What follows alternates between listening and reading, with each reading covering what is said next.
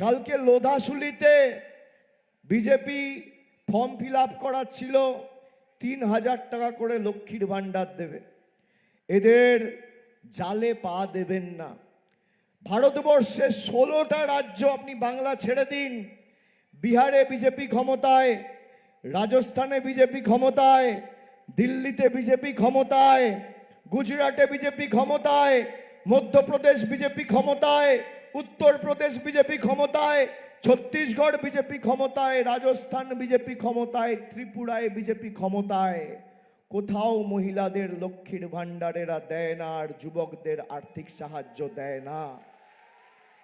আমার চ্যালেঞ্জ, যদি নির্বাচনের আগে বিজেপি যে কটা রাজ্যে ক্ষমতায় রয়েছে, মমতা ব্যানার্জির সরকার যেভাবে পরিবারের ৫ জন থাকলে ৫ জন, ৩ জন থাকলে ৩ জন, আর ১০ জন থাকলে ১০ জন মহিলাকে কোনো প্রশ্ন ছাড়া প্রতি মাসে লক্ষ্মীর ভাণ্ডার দিচ্ছে। সাধারণ মহিলাদের ১৫০০ আর তপশিলি জনজাতি মূলবাসী মায়েদের ১৭০০।